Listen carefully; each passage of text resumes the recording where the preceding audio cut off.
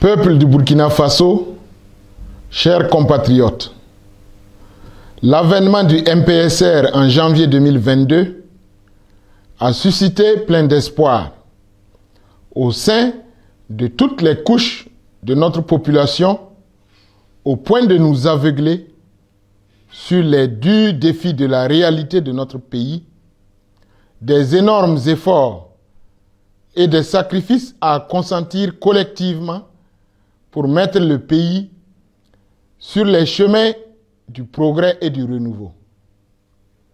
Après 8 mois de bataille sur les sentiers de la sauvegarde du territoire, de la refondation, les événements dramatiques de Gaskindé du 26 septembre 2022 ont servi de ferment à renforcer les incompréhensions, les tensions, les critiques au sein des populations, mais aussi au sein des forces, au lieu d'être un moment de deuil, d'introspection, d'autocritique, de diagnostic véritable de l'amère réalité de la lutte contre l'insécurité.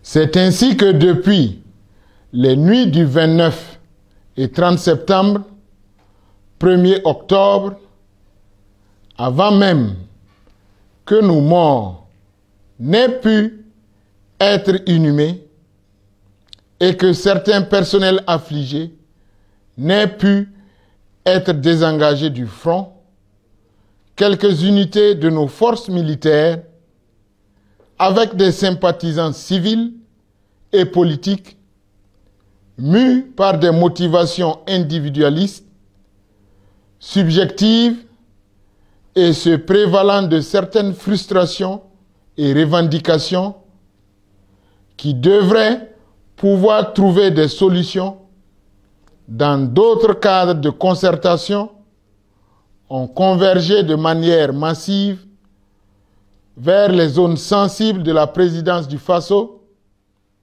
de la base aérienne 511, de la RTB et de certains domaines diplomatiques.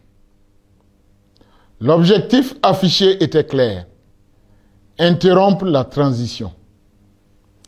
Leurs actions ont occasionné au niveau de nos périmètres défensifs 2 morts, 9 blessés et des dégâts matériels. Après des efforts de dialogue, de concertation, devant les risques de division et de fracture au sein de notre armée, et considérant les motivations profondes de l'avènement du MPSR et l'intérêt supérieur du Burkina Faso, en toute conscience et en pleine responsabilité, j'ai renoncé pour compter de ce jour, 2 octobre, à ma fonction de chef de l'État, de président de la transition, après un dialogue avec les autorités coutumières et religieuses, avec le capitaine Ibrahim Traoré et avec le président en exercice de la CEDEAO, sur la base de 7 points d'accord. Premier point, que les nouvelles autorités poursuivent les activités opérationnelles sur le terrain. Deuxième point, que les nouvelles autorités garantissent la sécurité et la non-poursuite des FDS engagés à mes côtés. Troisième point, que les nouvelles autorités poursuivent le renforcement de la cohésion au sein des forces de défense et de sécurité. Quatrième point, que les nouvelles autorités poursuivent le chantier de la réconciliation nationale. Cinquième point, que les nouvelles autorités respectent les engagements pris avec la CEDEAO. Sixième point, que les nouvelles autorités poursuivent les réformes de l'État.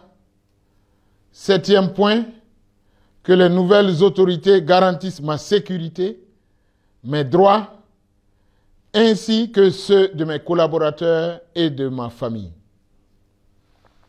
Mes chers compatriotes, à l'endroit des nouvelles autorités du Faso, je leur formule mes vœux de succès.